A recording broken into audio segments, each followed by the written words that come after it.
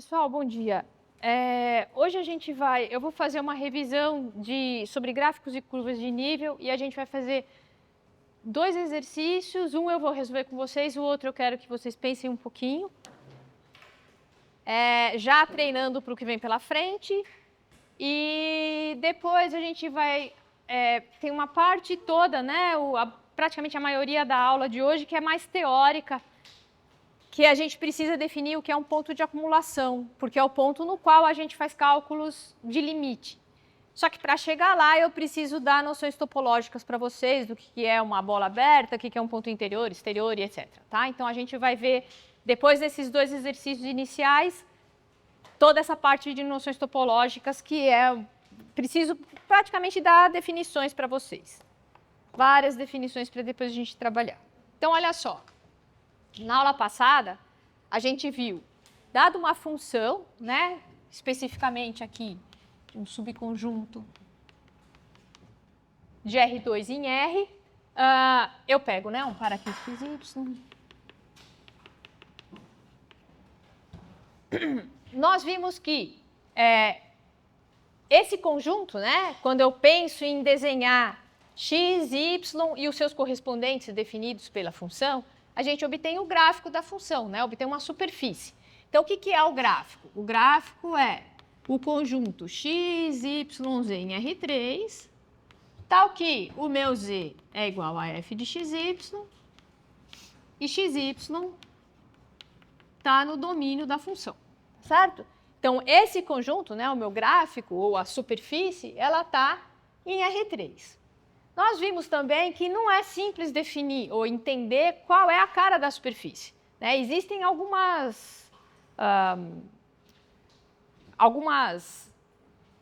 alguns recursos que a gente usa para tentar entender, para tentar ver se eu entendo como é a superfície.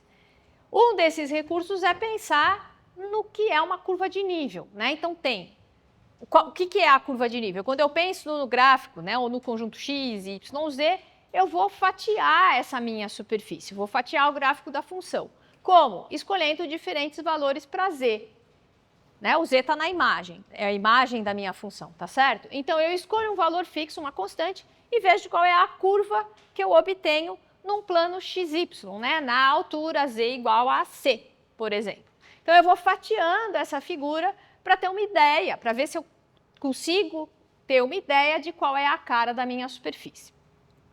Claro que existem outros recursos que são ver intersecções com o plano XY, XZ e YZ, por exemplo, né? Para ver como se dão essas intersecções, e isso é mais um elemento para que eu possa pensar na minha superfície, tá certo? Então, com relação à curva de nível,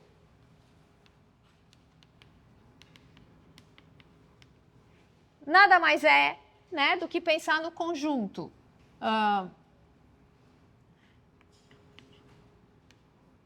de xy em R2, tal que f, né, tal que a minha imagem seja igual a uma constante, com o cuidado de escolher essa constante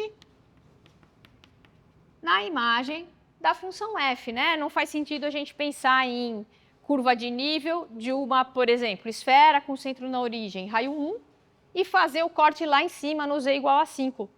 Né? Não vou encontrar nada, tá certo? Não faz sentido fazer isso. Então, esse z igual a 5, ele não está na imagem da minha função, né? A minha imagem de uma esfera com centro na origem e raio 1 está entre menos 1 e 1, o z, certo? Tudo bem? Então, não adianta eu escolher, né? Lá em cima, fazer um corte em z igual a 5. Então, eu tenho que escolher um valor de c que está na imagem. O gráfico é um subconjunto de R3 e a minha curva de nível é um subconjunto de R2. Tá certo? Eu tinha falado, né? Vamos fazer dois exercícios. O primeiro a gente vai resolver junto. O segundo eu quero que vocês pensem um pouquinho. Vou dar um tempo para vocês pensarem. Mas a ideia é trabalhar com curvas de nível e como a superfície se comporta com relação a elas.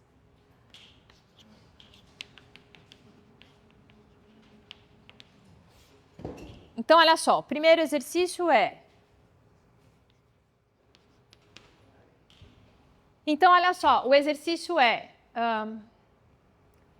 eu tenho z igual a 2x mais y, né? O f de xy igual a 2x mais y, ao conjunto de todos os pontos, tal que x² mais y ao quadrado é igual a 1.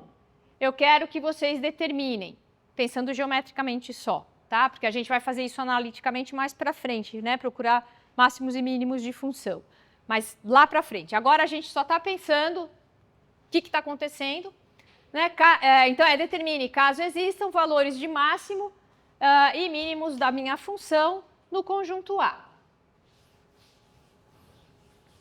Então, qual que é a ideia? Né? Eu posso pensar em encontrar, num caso geral, né? Eu tenho uma determinada superfície, e aí eu falo, vou restringir o domínio da função. Nesse caso, né? O domínio da minha função é o R2, tá certo? Então, ela está definida para quaisquer pares xy.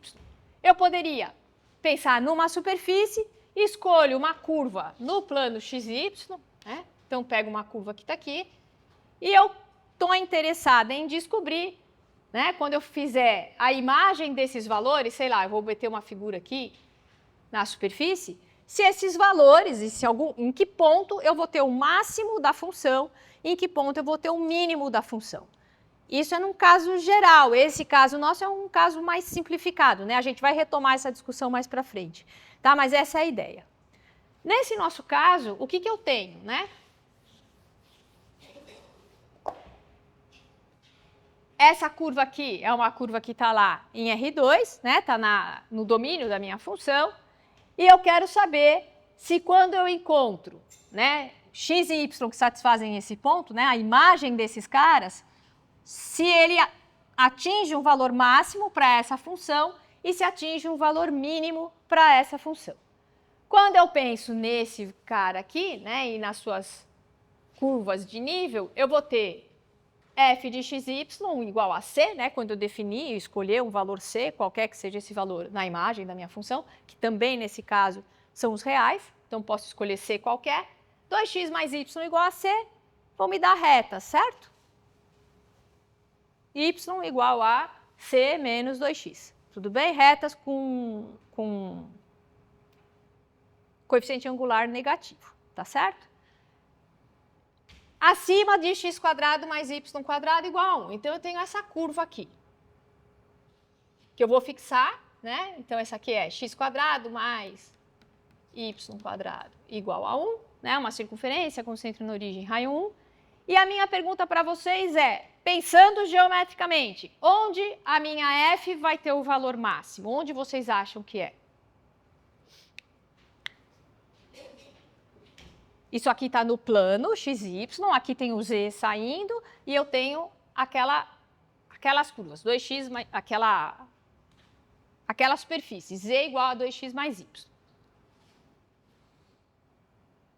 O que é z igual a 2x mais y? Que superfície que é?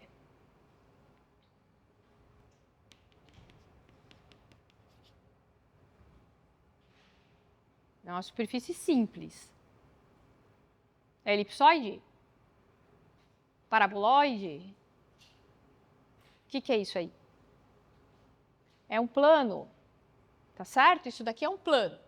Isso é um plano que passa pela origem. Então, eu tenho, né? Aqui está o meu x, y, z. Aqui, o domínio é todo o R2.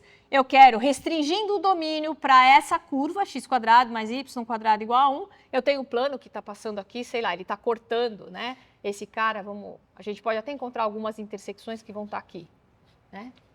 Ele vai estar cortando essa circunferência, mas eu estou preocupada em quê? Eu quero saber a imagem em cima desses pontos, se ela atinge um valor máximo e um valor mínimo. Tudo bem? Deu para entender mais ou menos a ideia? Então, eu tenho x, y, z, um plano que está cortando, passando pela origem, e eu quero saber os valores que são imagem de x² mais y² igual a 1, eles atingem um máximo ou um mínimo no plano. Então, sei lá, o plano está aqui, o plano está cortando, né, lá, a origem. Eu quero saber, nessa imagem aqui, quando eu desenho, a imagem desse cara no meu plano, onde tem o máximo, onde tem o mínimo. Deu para entender qual é o problema? Sim? Vocês têm que entender o problema para entender o que a gente vai fazer. Ótimo, tá bom. Voltando para o plano, né? Voltando para a função, z igual a 2x mais y. Os maiores valores dessa função onde estão? Em que quadrante do plano xy? Para xy positivos, certo? Né? Isso aqui só vai crescendo, cada vez mais. E os menores valores? Xy negativos. Então, eu tenho, primeiro quadrante, meu plano está indo para mais infinito, está subindo. No quarto quadrante, ele está indo para menos infinito, tá certo? Está descendo, né, a minha superfície. Logo, né, espero eu que o máximo esteja no primeiro quadrante e o mínimo esteja no quarto quadrante. Eu estou interessada não é num máximo e um mínimo qualquer, porque se assim é o meu plano, não tem máximo e não tem mínimo. Ele vai embora para lá, vai embora lá para baixo. Por isso que eu reduzi a região. A região é x² mais y² igual a 1. Em cima dessa região, onde vocês acham razoável esperar que tenha um máximo? A gente pode pensar que é isso que está acontecendo. Onde está o máximo dessa função? E onde está o mínimo? Na borda do círculo, na tangente, né? Ele está tangente aqui, certo? Então, eu espero encontrar o máximo aqui e o mínimo aqui, né? Simétrico. Tá certo? Eu não sei quem é esse valor, ele está me pedindo para descobrir esse valor C. Tudo bem? Tranquilo? Então, você fala, tá, né? Eu vou pegar esse cara, eu estou lá no meu plano, tenho, né? Onde vai estar o máximo? Eu sei que o máximo está crescendo para cá, então eu venho. Aqui não pode ser, aqui não pode ser, aqui não pode ser. Opa, eu vou até o último ponto possível, que ainda está em x² mais y² igual a 1, que é na tangência, tanto para cima quanto para baixo. Tudo bem? Então, a gente tem mais uma coisa, né? Eu posso pegar o meu plano, então, e eu vou fatiando para encontrar, né? Porque quando eu chegar nessa extremidade, onde tem o máximo, e tem uma curva de nível ali, tá certo? Tudo bem? Que é o quê? Chamar 2x mais y igual a c, que eu não sei quem é, eu quero descobrir quem é o c. Então, eu vou fazer 2x mais y igual a c, que é quem eu quero descobrir, mas eu tenho um vínculo ainda que x² mais y² é igual a 1. Tudo bem? Porque eu quero valores que estejam na imagem desse cara, tá certo? Então, quando eu vou fazendo cortes, né, as curvas de nível de um plano são retas, tá certo? São retas de que tipo? Ué, a curva de nível é fazer 2x mais y igual a c. Então, todas elas têm, né, o mesmo coeficiente angular, que é menos 2, só muda a altura, tá certo? Tudo bem? Ou seja, eu vou cortando, até chegar na altura que me interessa, né, que eu quero descobrir qual é, que tem que ser tangente à circunferência, né? Aqui embaixo. Portanto, o que eu vou fazer? Eu vou impor, dadas essas condições todas, né? Eu estou procurando o C, onde isso é satisfeito, que vai ser onde eu vou fazer o corte, né? Qual vai ser a altura, com essa restrição, né? Que o x² mais y² igual a 1. Aí você fala, tudo bem, eu preciso resolver esse sisteminha e preciso encontrar um valor para x, né? Daqui eu posso tirar que y é igual a c menos 2x, introduzo na equação de baixo, vai ficar x² mais c menos 2x ao quadrado igual a 1. Esse cara me dá x² mais c² menos 4cx mais 4x ao quadrado igual a 1. E daqui a gente tem 5x² menos 4cx mais c² menos 1 igual a 0. Tá certo? Esse ponto onde vai ser encontrado? Vai ser encontrado num x, né? A hora que eu vou subindo. Então, para eu encontrar esse x que nos interessa, por quê? Né? Porque só tem um ponto em comum, né? Na verdade, um para o máximo, um para o mínimo. Tá certo? Tudo bem? Para eu encontrar esse ponto, eu preciso impor que a minha solução aqui é única, né? E essa solução vai ser única quando o delta for 0. Tudo bem? Vamos calcular o delta, então. Quem vai ser delta? Delta vai ser 16c² menos 4 vezes 5 dá 20, c² menos 1 igual a zero. Igual a zero porque eu quero uma solução, né? É um pontinho de tangência ali. Isso aqui, por sua vez, vai me dar menos 4c² mais 20 igual a zero e c igual a mais ou menos raiz de 5. Ou seja, eu encontrei qual é a curva de nível, né? A minha função vale. A minha função é o z, que eu estava procurando o c, tá certo? 2x mais y igual a raiz de 5 e 2x mais y igual a menos raiz de 5. Então, em c igual a raiz de 5, né? Ou a minha curva de nível lá em raiz de 5 é o valor máximo. E c igual a menos raiz de 5 vai ser o valor mínimo. Tudo bem? Isso daqui é só numa discussão possível agora pelas características das funções envolvidas. Quando a gente for fazer isso mais para frente, lá em derivada, a gente faz isso através de cálculos relacionados com derivadas. Tudo bem? Do mesmo jeito que a gente fazia em FUV, né? Para procurar máximo e mínimo de função, a gente derivava, igualava a zero, tá certo? Para procurar os candidatos e definir se ele era ponto de máximo ou de mínimo. Aqui a gente faz alguma coisa nessa linha, mas aí, para isso, vocês precisam saber derivar, né? Então, ainda a gente não chegou lá. Aqui é uma discussão só para a gente pensar geometricamente no que está acontecendo, como que funciona e tal. Se eu me lembrar, eu até retomo esse mesmo exemplo quando a gente estiver estudando o gradiente. Então é isso, né? E o que vocês podem fazer aqui é procurar em que pontos, ou em quais pontos, esses valores são atingidos.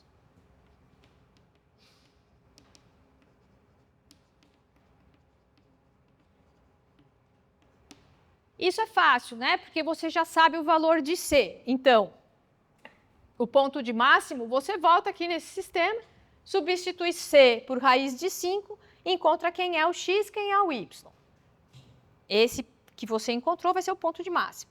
Depois você volta, substitui o C igual a menos raiz de 5 e vai encontrar quem é o x e quem é o y, ponto de mínimo. Tudo bem? Vou deixar essas contas para vocês fazerem. Um segundo exercício, mais ou menos nessa linha, né, que eu falei que ia deixar para vocês.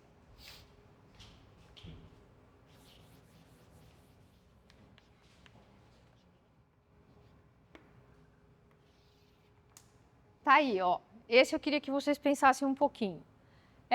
Eu tenho t de xy igual a 4x² mais 9y², e isso é uma distribuição de temperaturas em graus Celsius. O item A pede qual é a isoterma, né? Ou seja, qual é a curva cuja temperatura é igual para todo mundo, né? Sempre 36 graus. E o item B, eu quero saber em quais pontos quais são os pontos, né, na curva de menor temperatura. Tá esquisito isso, né? Tá. Quais são os pontos da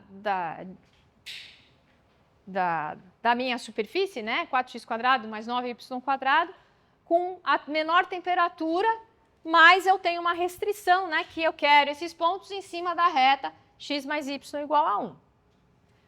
Pensem um pouquinho para resolver e daqui a pouco eu discuto ele de novo com vocês. De novo aí, né, o domínio da função o R2. Tá? Posso calcular para quaisquer valores de x e de y. A imagem não, né? A imagem está restrita, são valores só não negativos, né? Maiores ou iguais a zero. Tá certo?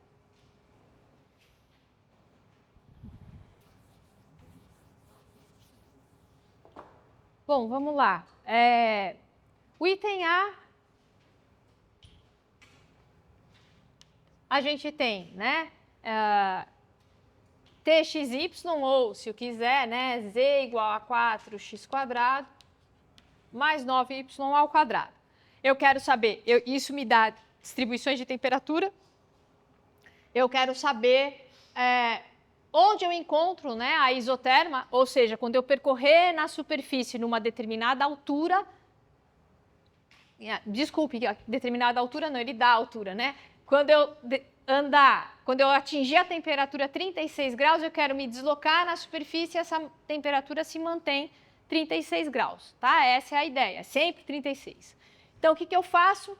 Igualo, né? 4x² mais 9y ao quadrado igual a 36. Divido por 36.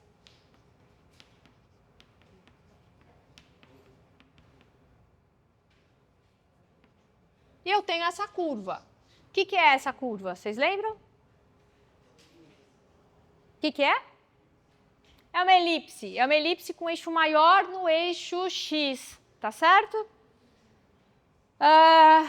Tá. Qual que é a figura? Vocês sabem qual é essa figura? A superfície? Quando a gente fizer a imagem, né, da minha função, ela é para valores maiores ou iguais a zero. Então, no zero, quando z igual a zero, o único ponto é o ponto zero. A gente viu que se eu cortar em z igual a 36, eu tenho essa elipse. Na verdade, se eu cortar no z igual a um determinado valor, eu vou ter elipses sempre. Só que essas elipses estão crescendo. Quanto mais alto o valor que eu cortar de z, maior é a minha elipse, né? Maior o eixo maior, maior o eixo menor, tá certo? Maior o eixo maior. Maior são os dois. Que mais que eu ia falar? E se a gente quisesse um esboço, eu posso pensar em fazer as intersecções com os planos coordenados, né? Então, eu faço o y igual a zero e tenho z igual a 4x ao quadrado, isso me dá uma parábola. E se eu fizer se eu fizer x igual a zero, eu tenho z igual a 9y ao quadrado, que é uma outra parábola, né? Uma mais aberta, uma mais fechada. Então, mais ou menos, né, o esboço dessa figura aí é alguma coisa assim.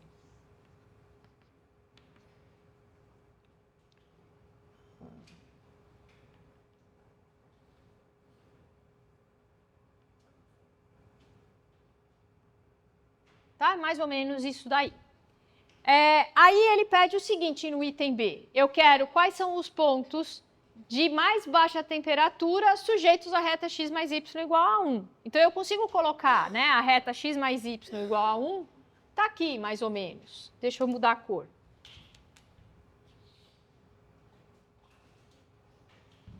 Tudo bem? Existe uma imagem, né, desses pontos aqui no meu elipsoide, né? Eu não sei o que ele está fazendo, sei lá, ele pode estar fazendo isso aqui. Tá certo? Eu quero saber onde o valor, né, da temperatura é o menor possível. Como que a gente faz isso? Só fazendo uma observação do que eu tinha falado antes, né, da temperatura, o item A estava pedindo, né, era x igual a 3, vamos supor que seja essa a elipse, quando eu faço o corte. Né? Então, se essa é a distribuição de temperatura, se eu pudesse andar, né, em cima dessa curva, minha temperatura estaria sempre constante. Né? Nos dias de hoje, eu gostaria de estar sempre em cima da curva de nível da temperatura dessa sala, que sei lá qual é, deve estar uns 23, 24.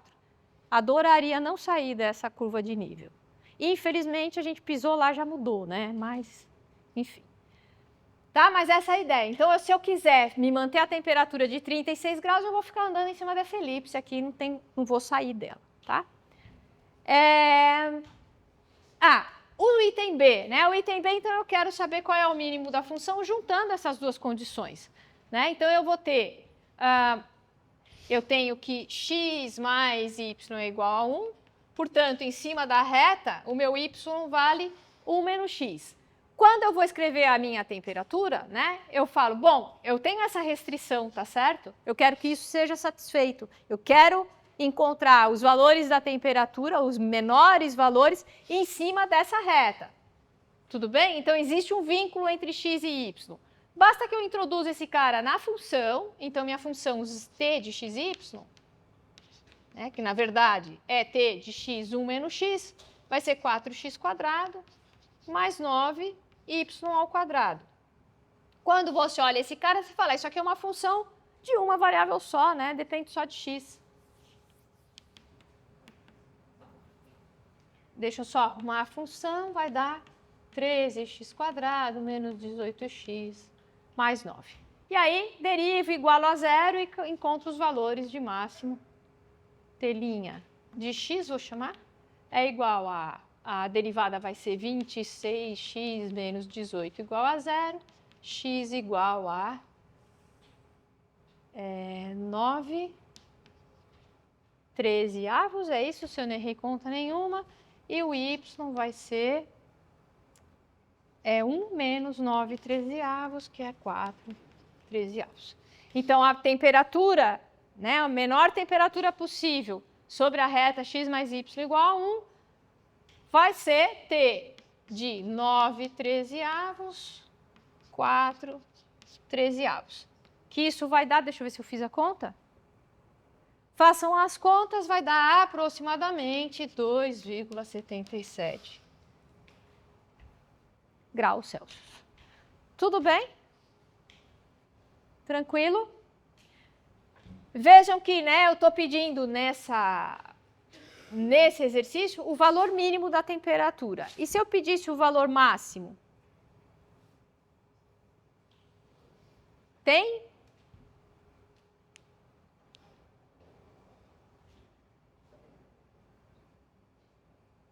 O valor máximo não vai ter, né? Por que não vai ter? Porque eu tenho toda uma reta e a minha figura ela está crescendo, né? Então essas imagens vão estar crescendo, crescendo, crescendo, né? No infinito. Não vai parar nunca. Eu não tenho um limite ali superior, tá certo? Então não tem valor máximo, pode ter só o valor mínimo.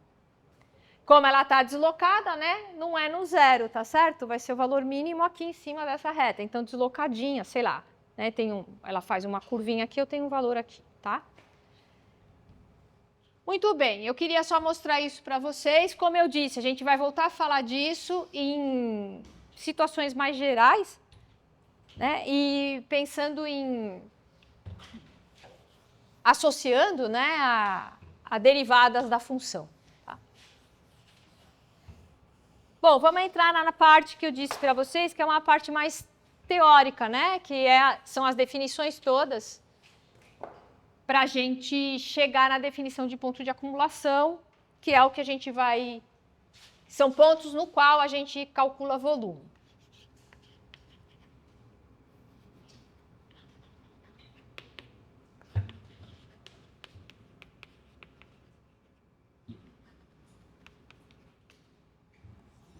Eu vou falar especificamente de R2 e depois a gente vai fazer juntos a extensão para um Rn qualquer.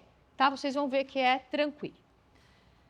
Então, em R2, né, eu vou pegar um ponto P, um ponto XY em R2, e a gente vai definir o que é a norma do ponto P. Então, primeira definição, são várias, tá? O resto da aula hoje eu vou ficar falando só de definições praticamente.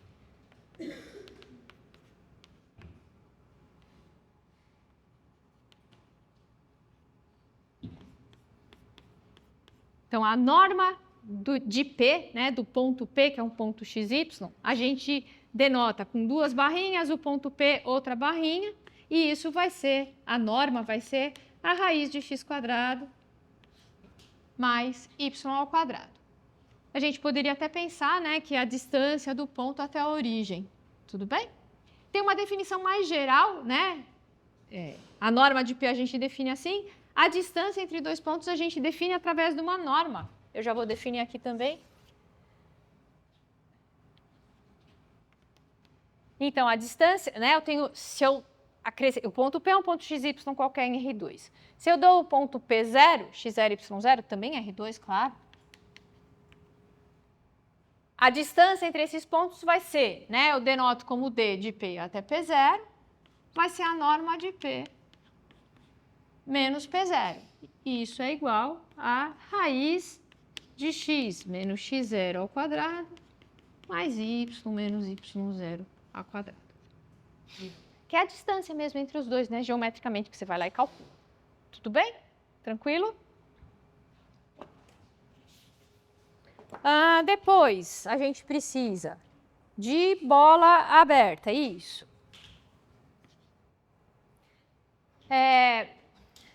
eu vou definindo, né, escrevendo e lendo para vocês e a gente discute em cima se for o caso. Então, eu vou pegar um ponto P0 em R2 e o delta é um real positivo qualquer, né?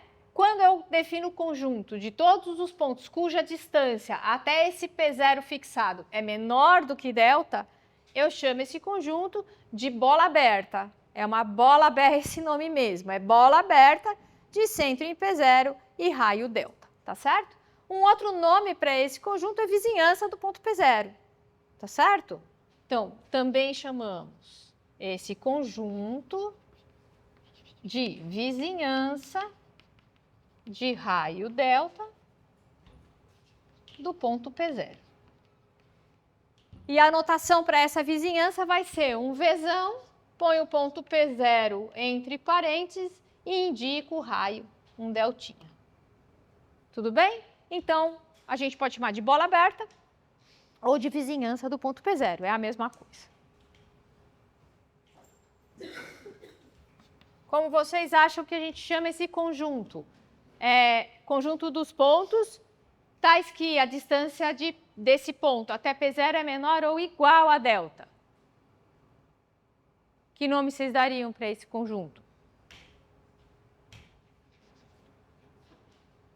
Pode falar. Se aquele chama bola aberta, esse aqui chama bola fechada, Bola fechada de centro em P0 e raio delta.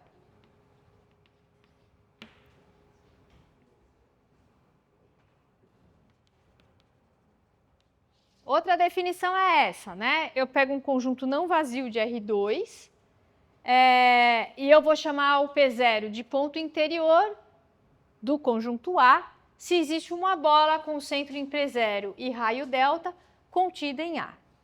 Tá certo? Então, dado um conjunto, quando eu pegar um elemento desse conjunto, se eu conseguir colocar uma bola aberta em volta dele e todo mundo tiver no conjunto, esse ponto é chamado de ponto interior. Vamos definir esse conjunto aqui. Tá? Então, vamos supor que a gente tem o conjunto xy em R2, tal que x é maior ou igual a zero e y é maior ou igual a zero. E aí a gente, deixa eu marcar, né, quem é esse conjunto. Eu estou pegando o primeiro quadrante e incluindo os eixos, né, nesse quadrante. Então, eu vou ter y igual a zero, x igual a zero e todo mundo que está lá dentro,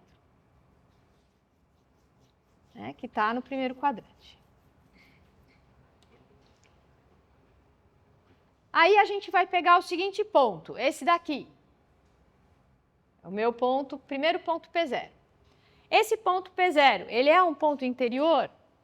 Aí eu vou lá, olho e falo, peraí, deixa eu ver se eu consigo desenhar, fazer uma bola, né, com esse cara contido lá dentro. Então, existe essa bola? Você fala, existe, olha só. É qualquer bola, né? Tem que existir uma bola lá, pelo menos. Fala, eu pego essa bolinha aqui, ponto P0 está aqui, raio, todo mundo está lá dentro do conjunto, então sim, esse cara aqui, ele é um ponto interior. Tudo bem? Vou pegar outro, sei lá, vou pegar esse aqui.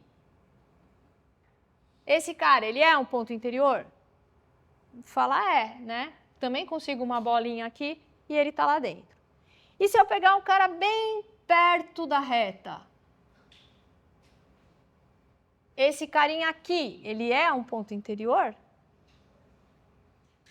Vou fazer um zoom, tá? Nessa parte aqui do desenho. Então, eu vou ter isso aqui.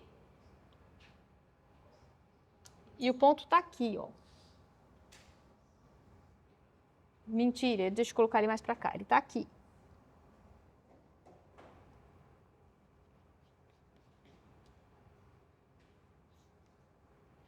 Ele é um ponto interior?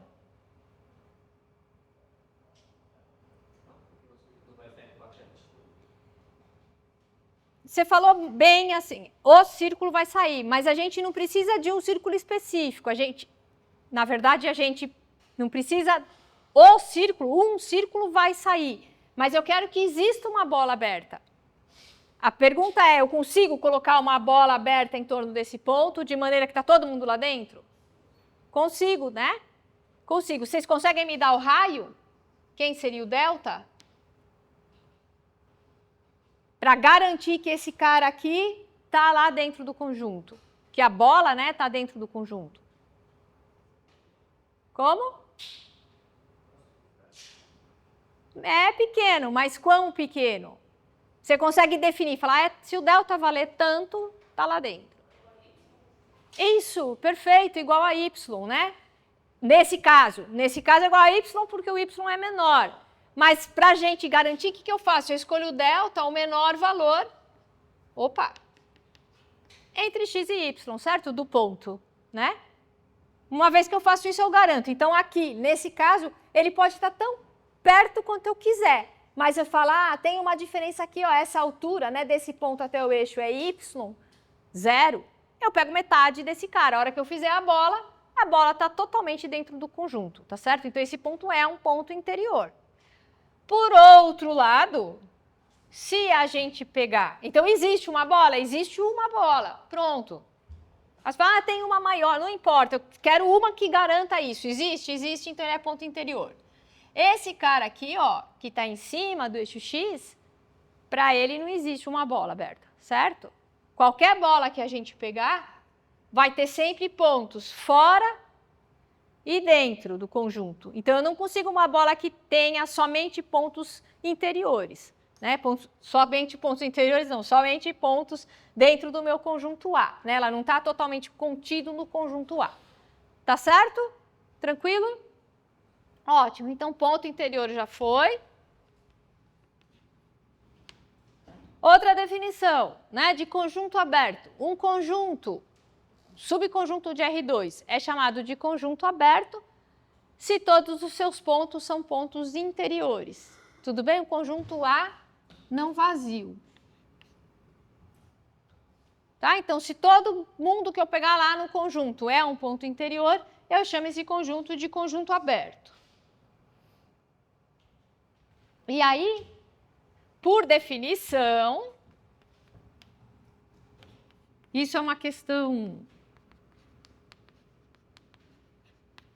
para os matemáticos aí, fazer uma coisa consistente, tá? Por definição, vejam que eu falei, eu pego um conjunto não vazio, né? Se todos os pontos do meu conjunto são pontos interiores, então meu conjunto é conjunto aberto. Por definição, aceitem isso, o conjunto vazio é aberto.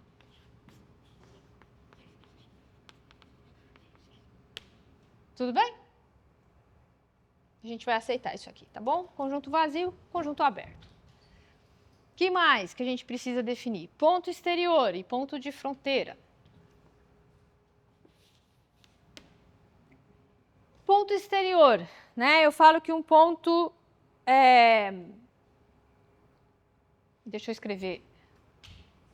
Se existe um delta, se não existe delta positivo, tal que a bola de centro em P0 e raio delta, intersecção A, é vazia. Eu vou falar que o ponto é um ponto exterior de um conjunto A se existir uma bola de forma tal que a intersecção da bola centrada nesse ponto com o conjunto A é vazia. Né? Então, pensando no nosso desenho aqui, a gente tinha feito... não tinha feito nenhum caso. Vamos pegar esse ponto aqui, ó. Esse pontinho amarelo, né, ele é um ponto exterior ao conjunto A. O conjunto A, de novo, é o que a gente, né, eu tenho os eixos e o primeiro quadrante. Ele é exterior por quê? Porque existe uma bola com centro nele e um raio delta, tal que, a hora que eu pego essa bola e faço a intersecção da bola com o conjunto, essa intersecção é vazia. Né? Não tem ninguém. Sempre vai ter para esse ponto aqui, eu sempre vou encontrar um delta. Vejam que é diferente do cara que está aqui, né? Em cima do eixo. Tá certo? Porque a bola ainda tem partes, ou tem elementos que estão no conjunto A. Tá? Outra definição. essa outra definição, né? Eu falo que o ponto é um ponto de fronteira do conjunto A, se para todo delta que eu pegar, a bola com centro nesse ponto P0 e raio delta vai conter pontos que são interiores e pontos exteriores. Então, voltando ao nosso exemplo, né? Quando eu pego aqui o ponto cor-de-rosa, independentemente do delta que eu escolher, né? Para qualquer delta que eu escolher, sempre a bola com centro no ponto P0 e esse raio delta vai ter pontos que estão no conjunto A e são pontos interiores, né? Porque qualquer outro pontinho aqui em cima, né, no nosso desenho, ele é um ponto interior, tá certo? E qualquer ponto aqui embaixo são pontos exteriores. Então, eu tenho os dois tipos de pontos para qualquer delta que a gente escolher. Então, esse ponto aqui é um ponto de fronteira. Que mais? Conjunto fechado? Antes do conjunto fechado, né, a gente pode, acho que agora com esse último caso, fica claro que se a gente tem um conjunto qualquer, deixa eu fazer o desenho aqui. Para um conjunto qualquer que a gente tomar, de R2, né, um subconjunto qualquer de R2, eu tenho três situações possíveis. Ou eu tenho um ponto que é um ponto interior, está dentro do conjunto, ou eu tenho um ponto exterior, está fora do meu conjunto, ou eu tenho um ponto que está na fronteira. Tá certo? Né? A bola em torno dele vai ter elementos que são interiores e exteriores. Aqui, todos exteriores, portanto, não tem intersecção com a bola, com o conjunto A. E aqui eu consigo me manter sempre dentro, né? Todos os elementos da bola são elementos do conjunto A. Tá? Então, a gente só tem essas três situações possíveis. Conjunto fechado. Um conjunto é fechado se ele contém a sua fronteira. Essa é uma maneira de definir o conjunto, tá? A maneira mais clássica e a maneira que eu prefiro ele é fechado se o seu complementar é um conjunto aberto, tá? Ou se o conjunto de todos os pontos que não estão em A é um conjunto aberto, tá? Tanto faz como a gente quer definir o conjunto. Normalmente, eu acho que essa segunda definição aqui é mais usada. Tá? Finalmente, a gente chegou em quem a gente precisava definir, né? P0 é um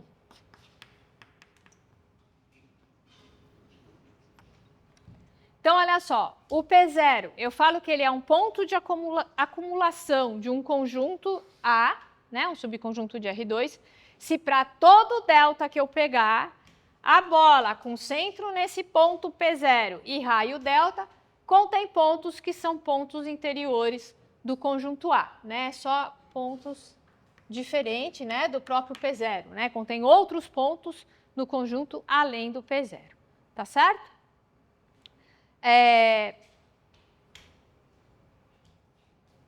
Por exemplo, voltando aqui nesse nosso conjunto, pode ser esse aqui. Não, deixa eu voltar a fazer aquele que a gente tinha. Então, eu tenho todo esse conjunto aqui, tá certo? Minha pergunta para vocês é, se eu escolho um ponto que está aqui dentro, esse ponto é um ponto de acumulação?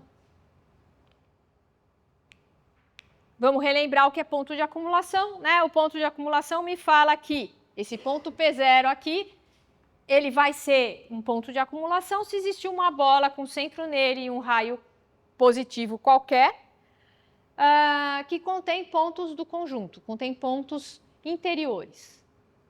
Então, ele né? Você fala, qualquer bola que eu fizer aqui, esse cara é um ponto interior, tá certo? Então, ele vai ser um ponto de acumulação, né? Porque toda bola com centro nele e o raio que eu quiser, vai conter pontos que são pontos interiores. Tudo bem? Se eu pego esse ponto que está aqui, ele é um ponto de acumulação? Sim ou não? Vamos ver a definição. Ele vai ser um ponto de acumulação se, para qualquer delta que eu escolher, a bola com centro nele e raio delta tem pontos interiores. Aí você fala, ué, eu vou escolher esse delta aqui. Tem ponto interior? Não, então ele não é um ponto de acumulação. Aí você podia falar, é só esticar, né? E se eu aumentar, pega um deltão assim, ó.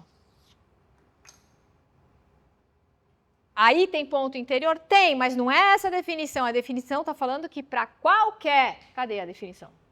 Para qualquer delta, tá certo? E não para um delta que eu escolher, tudo bem? Então esse cara não é ponto de acumulação. E aí, por fim, vamos pegar esse ponto aqui que está na fronteira do conjunto. Ele é ponto de acumulação? Definição, né? Ele vai ser um ponto de acumulação se existir uma bola com o centro nele e o raio qualquer, se nessa bola eu tenho pontos que são pontos interiores. Isso vai acontecer? Vai, sempre, né? No nosso desenho aqui, a metadinha de cima, os pontos são pontos interiores. Então, esse cara é também um ponto de acumulação. Tudo bem? No caso do cálculo de limite, né? Quando a gente for calcular limite de funções de 2 variáveis, 3 ou n variáveis, a gente pode calcular para x e y tendendo sempre para um ponto de acumulação. O que não é diferente do que a gente fazia lá em FUV. Né? Se a gente tinha um intervalo aberto, eu posso calcular o limite para x tendendo ao extremo do intervalo. Certo? A gente podia fazer isso. Aquele pontinho é um ponto de acumulação. Né? Eu pego o intervalo 0,1 aberto, por exemplo, e quero calcular o limite da função para x tendendo a zero, a gente posso fazer esse cálculo? Se eu estou falando 0, 1 positivo, x tendendo a zero pela direita. Posso fazer esse cálculo? Posso. Esse zero é um ponto de acumulação. Tudo bem? Tá. Vamos fazer o seguinte. Juntos, eu quero estender essas definições todas para Rn. Tá certo? Eu lembro que eu tinha falado a passagem para R2, a gente precisa ver. De R2 para R3, R4, R5, é tudo mais ou menos parecido, a gente consegue lidar com isso. Tá bom, se assim é, tudo que eu defini agora, a gente vai pensar como ficaria em Rn. Vamos com calma. Se eu falasse para vocês, eu tenho agora um ponto P em Rn.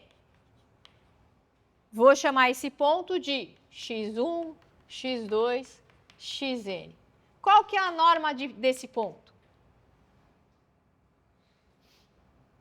Relembrando, a gente definiu, eu tenho P, é um ponto xy em R2. A norma de P vai ser raiz de x² mais y². Tá certo? Isso em R2. Agora a gente está em Rn, esse é o ponto P. Minha pergunta é, qual que é a norma do ponto P? Começa com o quê? Muito bem, raiz. E aí? Primeiro termo, x1² mais. Segundo termo,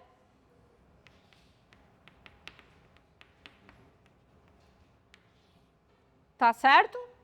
Essa vai ser a norma do ponto P. Em Rn, aí o n é ao seu gosto. Escolhe o n que você quiser.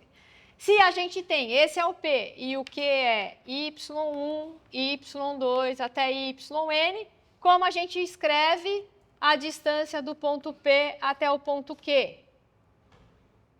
Começa com o quê? Lembrando, né, que isso vai ser P menos Q. Portanto, o que vale isso aí? Como que eu escrevo? Raiz, primeiro elemento, x1 menos y1² mais x2 menos y2² mais xn menos yn². Depois que a gente definiu norma, eu falei de bola aberta. Só relembrando, o que é a bola aberta? Bola com centro em P0 e raio delta. A gente definiu assim, certo? A bola uma bola aberta com centro em P0 e raio delta. Né? O P0 era um ponto x0, y0, xy um ponto em R2. E, então, o conjunto, a bola, vai ser todos os pontos de R2, cuja distância até P0 é menor do que delta. Tá certo? Como que eu defino bola aberta em Rn?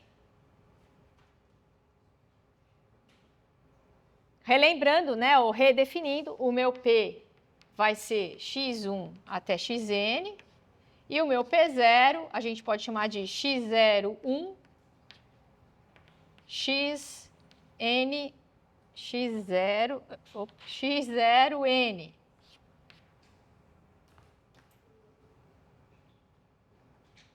Como que fica essa definição em Rn? O que vai mudar? Vamos, coragem.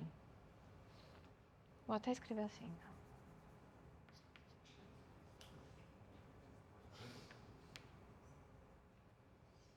Não muda nada. Absolutamente nada. É a mesma coisa, só que o P, ao invés de estar em R2, ele está em Rn. Por quê? Distância mudou? Do mesmo jeito se define a distância.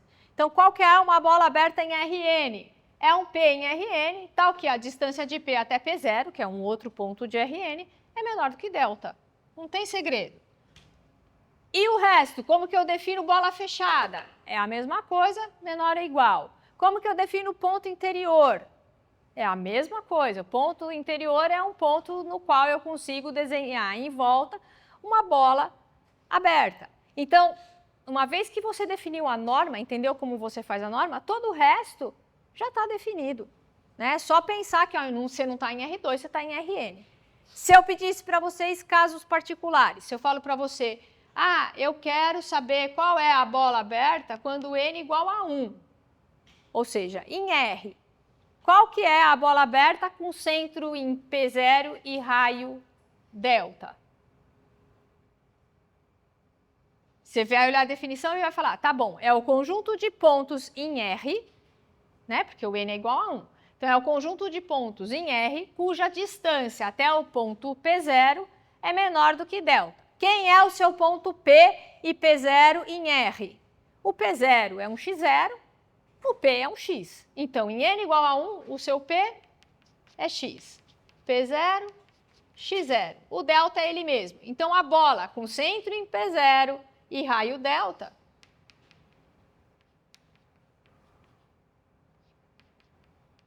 é o intervalo x menos delta, x0. x0 menos delta, x0 mais delta. Essa daqui é a bola em n igual a 1. Em n igual a 2, quem que é a bola? O seu ponto P é o ponto xy. O seu ponto P0 é o ponto x0, y0. Quem é a bola com centro em P0 e raio delta, tal que a distância de P até P0 é menor do que delta? Que figura é essa? Estou no plano, né? Então, estou em R2. O que é essa bola? Em R2, né? É uma circunferência, certo? Tem o ponto aqui x0, y0, esse é o meu P0. A distância de P0 é o conjunto dos pontos cuja distância até P0 é menor do que delta, certo? Então, é uma bola aqui em torno do P0. É uma circunferência com centro em P0 e raio delta. E se o n for igual a 3? Quem vai ser a bola aberta? Uma esfera, né? Literalmente é uma bola, né? É uma esfera. Se n for igual a 3, eu tenho uma bola aqui com centro em P0 e um raio delta. Tudo bem? Em R4, o que eu vou ter? Não dá para desenhar, vou ter uma hiperesfera com centro em P0, raio delta. Tá certo? Para a gente finalizar, 11h20 já. Era isso então, né, que eu queria fazer, que era estender para Rn. E para a gente finalizar, eu vou colocar alguns exercícios relacionados a aberto e fechado, ponto de acumulação. Lembrando só uma coisa importante, né, que com relação a conjunto, se o conjunto não é aberto, não significa que ele é fechado, certo? Conjunto aberto eu defini, conjunto fechado eu defini, eu tenho conjunto que não é nem aberto nem fechado. Mesma coisa de intervalo, né? O intervalo, por exemplo, 0, 1 é um intervalo aberto. Se eu dou para vocês o intervalo 0, 1, fechado, incluindo o 0, ele não é um intervalo aberto. Mas ele também não é um intervalo fechado, tá certo? Então, se o exercício pede para vocês, verifique se o conjunto é aberto, a sua resposta é aberto ou não é aberto. Não é aberto, não, é fechado. Não é aberto, tudo bem? Eventualmente ele pode ser fechado. Eu vou colocar os dois e a gente resolve que dá tempo.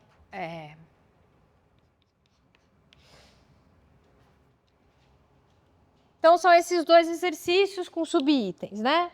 O primeiro é para vocês determinarem se o conjunto é um conjunto aberto, verificar se o conjunto é um conjunto aberto. Então, no caso do primeiro item,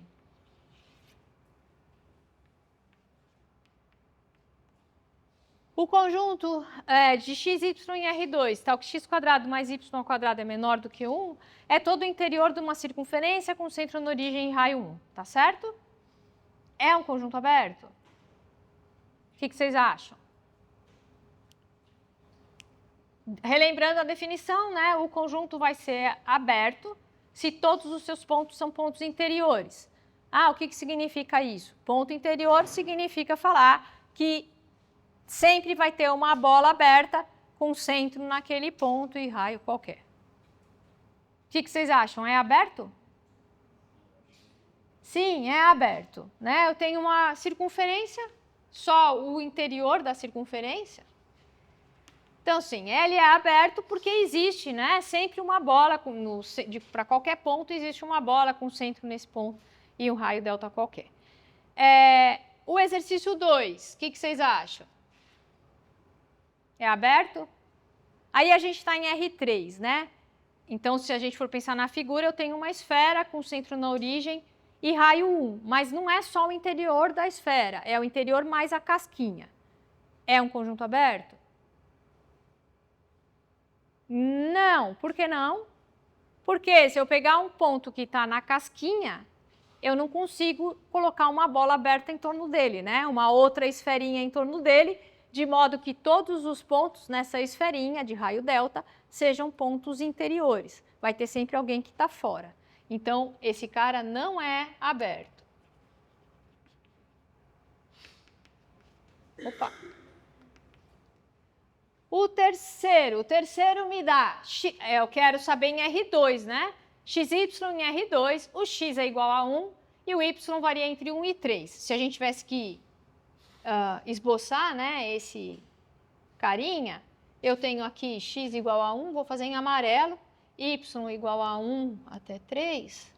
Então, eu vou ter esse conjunto aqui, certo? Opa!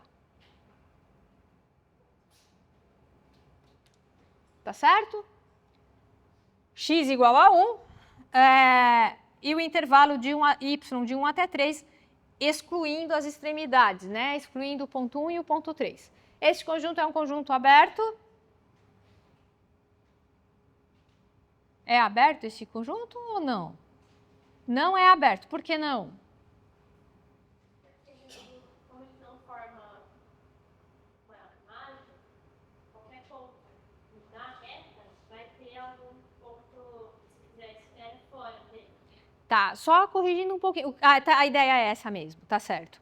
Só corrigindo um pouquinho, não é na imagem necessariamente, né? Aqui acho que foi o termo que você usou. Mas é isso. A tendência aqui, né? Esse é um tipo de exercício que a tendência, muitas vezes, é errar. É falar, isso aqui é um intervalo aberto. Né? Se isso aqui é um intervalo aberto, então o conjunto é aberto. Só que isso é um intervalo aberto se a gente estiver só pensando em y, né? Em uma variável só. Y entre 1 e 3 aberto nos extremos. No nosso caso, não é, né? No nosso caso, o conjunto é um subconjunto de R2. Então, como você falou, se eu pego um elemento que está aqui em cima dessa retinha, né? E eu não consigo escrever uma bola, né? Colocar ele como centro de uma bola, tal que os pontos dentro da bola sejam todos pontos interiores, porque qualquer ponto aqui, o x vai ser diferente de 1 e, portanto, não está no conjunto. Tá certo? Então, esse conjunto aqui, né, ele não é aberto. Por quê? Porque a gente não está pensando em R, né, em uma variável só, a gente está pensando em R2. Então, eu tenho que pensar no plano todo. Então, não tem bola com centro num ponto do conjunto, não tem uma bola que contém todos os pontos interiores, tá certo? Cujos pontos sejam pontos interiores. E o último, o 4.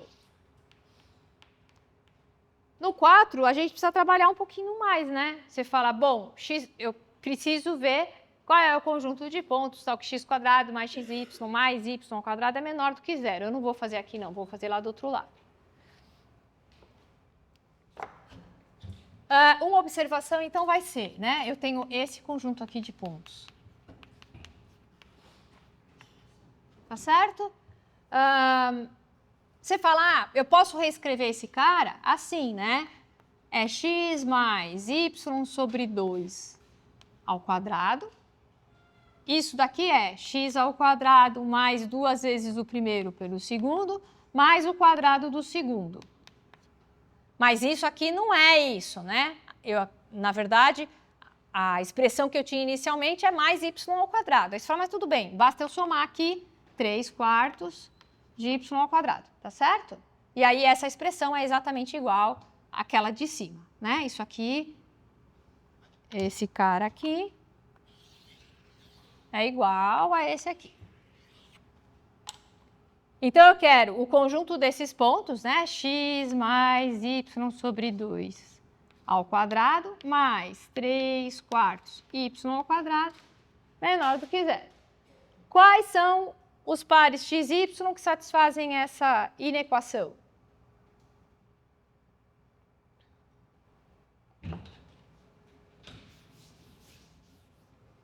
Nenhum, né? Não tem par x e y que satisfaz isso daqui. Por quê? Porque esses valores aqui são sempre maiores ou iguais a 0. Então, não tem, conjunto vazio. Portanto, esse conjunto aqui, ele é igual ao conjunto vazio. É aberto? É, por definição. A gente tinha falado que, por definição, o vazio é aberto. É isso. Tudo bem? Então, sim, ele é aberto, porque, por definição, ele é aberto. Tá certo? Não faz sentido a gente pensar, né, numa bola, num ponto, porque não tem ponto. Tá? No segundo exercício, a gente precisa dos pontos. Eu quero quais são os pontos de acumulação do conjunto. Então, no item A, qual é o conjunto dos pontos de acumulação da circunferência com centro na origem, raio menor do que 1? A gente precisa lembrar o que é ponto de acumulação. E aí, o ponto de acumulação é o conjunto de pontos que, quando eu escrevo quando eu vou procurar uma bola aberta com centro nesse ponto e um raio delta, para qualquer delta que eu quiser, essa bola contém pontos que são interiores e pontos que são... contém pontos que são pontos interiores. Desculpa, estava falando de fronteira. Tá certo? Então, sempre que eu vou pensar em ponto de acumulação, o conjunto de pontos de acumulação são aqueles pontos cuja bola aberta contém pontos interiores. Não precisa ser todos os pontos são interiores, mas basta que tenham pontos interiores. Então, nesse primeiro caso, a gente tem uma circunferência com centro na origem e raio 1, mas é aberta, eu não estou pegando a casquinha da circunferência. A casquinha da circunferência, se eu incluir esses pontos, eu posso falar que esses pontos da casquinha são pontos de acumulação? Posso. E os interiores também, tá certo? Então, aqui a resposta, né, para esse item I é isso aqui. Tá certo? Então, são esses caras todos, né? É a circunferência, o interior, mais a casquinha. No segundo caso, eu tenho x igual a 1, é esse exercício aqui, né? E eu quero saber quais são os pontos interiores, os pontos de acumulação. Ou seja, eu tenho, sempre que eu fizer uma bola, eu vou encontrar pontos que são pontos interiores. Qual é o conjunto aqui?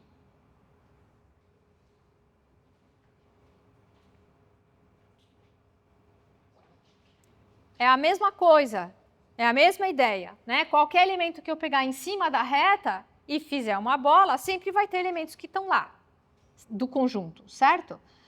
Qual é a dúvida, eventualmente? São nos extremos. No extremo, mesma coisa, se eu pegar, né, a bolinha aqui de cima, sempre eu vou aproveitar só a geometria aqui do nosso desenho, tá?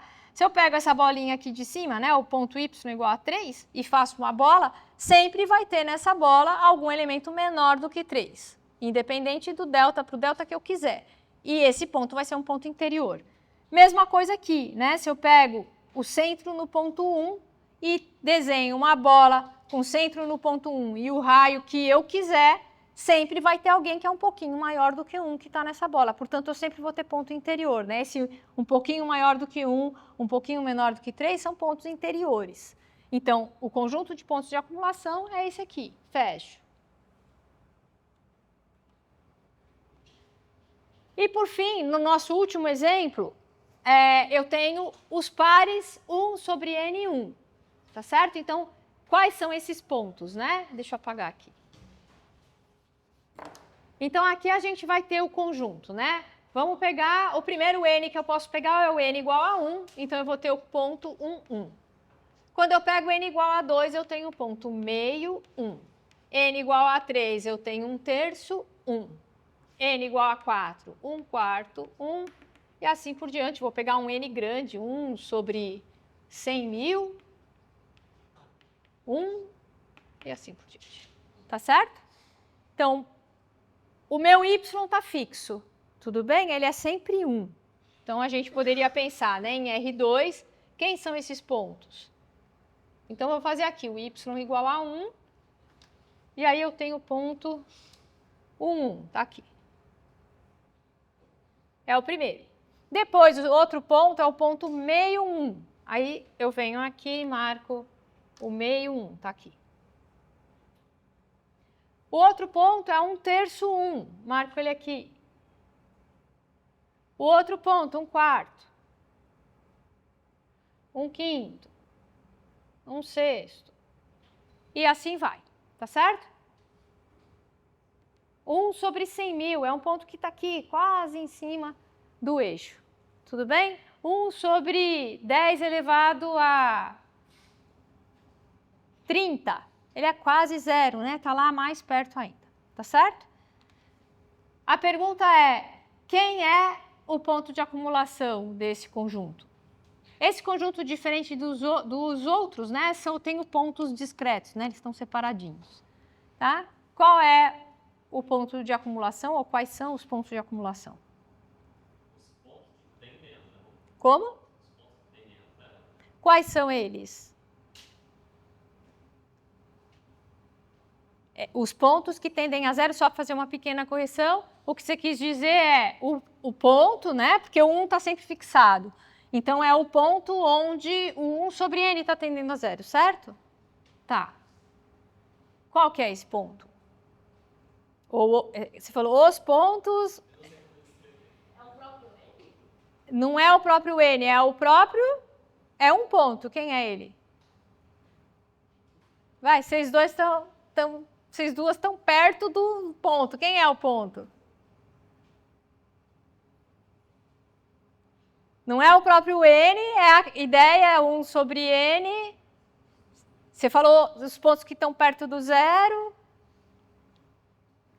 O que está acontecendo com o n? O n está crescendo, certo? Para onde eu estou indo? Vamos colocar assim, onde os meus pontos estão se acumulando? A zero. Portanto, é para o ponto 0,1. Esse vai ser o meu ponto de acumulação. Só ele. Tudo bem? Por que só ele? Vejam que, diferentemente dos casos anteriores, né, eu falei para vocês, esses pontos estão todos separados, né? Não tem um contínuo aí. Tudo bem? São vários pontos. Se a gente pensa, nos casos anteriores, quando a gente pegava um conjunto aberto, eu tinha o interior, que era o próprio conjuntão, mais a fronteira. Aqui a gente só tem esse cara. Por que eu só tenho esse cara? Porque quando eu volto aqui para o meu ponto, né, eu falo, o ponto 1, ele é um ponto interior? Você fala, para ele ser um ponto interior tem que ter uma bola aberta aqui. E eu não tenho, certo? Porque se eu faço a bola só tem ele, não tem mais ninguém do conjunto. Se eu pego o meio 1, ele tem uma bola? Também não, porque só tem ele lá, não tem mais ninguém. Tá certo? Isso eu vou fazendo com todos os pontos que eu quiser, exceto com o zero. sempre que eu fixar o zero e pego uma bola com o centro no zero e o raio delta que eu quiser, sempre vai ter um cara do tipo 1 sobre n lá dentro. É só eu ir aumentando n. Tudo bem? Mais ou menos. Então, olha só, a ideia é, vamos fazer numa reta, né? Estou aqui na reta. Tenho 0 e o 1. Tá? Vamos esquecer o y igual a 1, porque podia ser o y fixado em qualquer lugar. Tá? Então, vamos pensar que a gente está em R. Aí você fala, eu vou começar com... A minha sequência de pontos, ela é do tipo 1 sobre n, para n natural. Tá certo? Então, eu vou começar com n igual a 1, tá aqui. Depois, n igual a meio, tá aqui. N igual a 1/3, n igual a 1/4, n igual a 1/5. Eu vou chegando cada vez mais perto do zero. Tudo bem? Aí você fala, tá bom. Aí qual é o ponto que quando eu faço uma bola aberta com centro nesse ponto e o raio que eu quiser, portanto esse raio pode ser pequenininho, tanto quanto eu queira, que contém elementos do meu conjunto, né? Ou contém caras desse tipo. Você fala, aqui não pode ser, porque essa bola não tem mais ninguém. Aqui não pode ser, porque eu faço a bola com o raio que eu quiser, não tem mais ninguém, só tem ele mesmo, né? Eu quero pontos diferentes dele, tá certo? Quando eu chego no zero, você fala, pode me dar o raio, definir o delta que você quiser. Eu consigo sempre um cara 1 sobre n menor do que esse delta. E, portanto, a hora que eu fizer a bola, esse cara está lá dentro. Ah, então eu escolhi um delta pequenininho, e aí o meu n era 10 elevado a 30. Ah, e aí caiu fora. Tudo bem, eu escolho 10 elevado a 300. Está lá dentro. Ah, não, então deixa eu diminuir, menor do que 10 elevado a 300. Eu vou fazer 10 elevado a 3 milhões. Você fala, tudo bem, eu escolho o n 10 elevado a 3 milhões mais 1. E vai estar lá dentro. Tudo bem? Então, sempre eu vou ter um cara lá dentro. Portanto, esse zero vai ser um ponto de acumulação. Tranquilo? Tá bom, era isso, moçada, que eu tinha para falar para vocês. Eu peço desculpas de novo com relação ao atendimento, mas não é possível. E a gente se vê a semana que vem. Qualquer coisa me mandem mensagem.